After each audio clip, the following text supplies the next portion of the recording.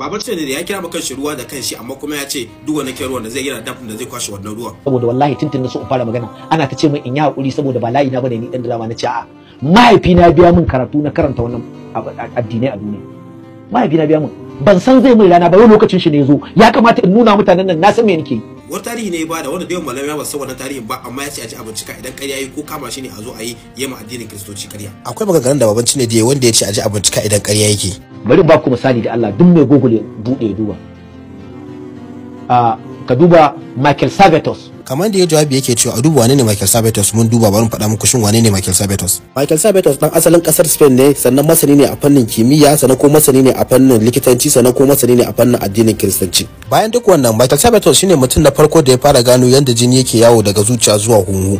A likitanci ana kira abin da pulmonary circulation. Bayan haka Michael Sabatos babban masanin addinin Kiristanci ne wanda dalilin haka ne yasa aka kashe shi saboda ya kawo sababbin canji a cikin addinin. Michael Sabatos babban malami ne a wannan karnin wanda yake da magoya baya bila adadin. An waye gari ne ko aga Michael Sabatos ya fara da'awa yana wa'azin cewa ubangiji ba guda uku bane a cikin addinin Kiristanci, ubangiji guda ɗaya ne. Wannan da'awan da yake na cewa ubangiji guda ɗaya ne ya fara bi gari gari yana wannan wa'azin kuma mutane suka dinga an san wannan wa'azin na hannu biyu. Akwai wani babban sarki a wannan karnin sunan wannan sarkin John Calvin. Shi wannan sarkin yana ɗaya daga cikin manyan masu faɗa a jinin addinin Kiristanci. Wata rana wannan sarki na zaune a cikin fadan shi kawai sai ka an kawo mishi wasiƙa akan cewa ya daina wannan koyarwa na cewa ubangiji guda uku ya zo a bi gaskiya ubangiji guda ɗaya ne. Wannan sakon ba guda ɗaya aka kawo mishi ba an kawo mishi sakon nan bila adadin. Kuma wanda yake turo wannan sakon ba kowa bane illa Michael Sabatos. Nan dai wannan sarkin da sauran manyan malamai na addinin Kiristanci suka zo suka fara taro akan cewa ta za a zo a kamo Michael Sabatos. Babu wanda ya san inda Michael Sabatos yake amma kuma wannan sarkin ya ci alwashin cewa duk ranar da Michael Sabatos ya shigo cikin babban birnin shi mai suna Geneva ba zai fita da ran shi ba siyasa an kamo shi. Ana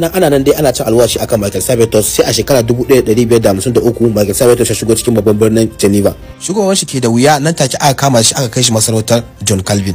Idan ba ku manta ba dama wannan sarkin ya ci alwashin cewa duk ranar da ya shigo cikin garin shi siyasa an kama shi. To bayan an kama shi an kai shi wannan masarautar daga nan kuma sai aka wuce da shi kotun masarauta inda a wannan kotun aka kama shi da laifin bid'a na bata addini daga nan kotu ta yanke mishi hukuncin kisa ta hanyar a kona shi da wuta a gaban jama'a. A lokacin da ake kona Michael Sabatos tare da shi littattafan shi da duk wani rubuce-rubuce da yayi aka hada aka kona su. Cikin tsari na addinin Kiristanci da wannan sarkin yake yi wato John Calvin din nan akwai wata magana da yake cikin littafin na cewa dukkan wani mutum da Allah ya halicce shi Allah ya riga da ya tsara mishi wuta za shi ko aljanna za shi. Idan ka zo duniya kana sallah ne to Allah bai duba wannan, idan ka zo duniya kana zalunci ne Allah bai duba wannan. Akwai tsarin da Allah ya maka da cewa in ka dan wuta ne ko me zaka yi Allah ba zai canza ma wannan tsarin ba. To wannan dokan da yake cikin wannan littafin Michael Sabatos ya yi adawa da wannan dokan inda yake cewa shi kuma dukkan aikan da mutum yake a duniya yana da tasiri zuwa ga lahirar shi. Ya ce idan mutum ya kasance na kirki to za ta amfane shi a lahira, idan mutum ya kasance na banza ita ma dukka sai ta shafe shi a lahiran nan. Lokaci ba zai bari in kawo muku sauran tarihin da Baban Cinedu magana akai ba amma idan kuna so ku mun comment da kuna so idan na comment din ku da na tabbatar da kuna son ci gaban tarihin nan.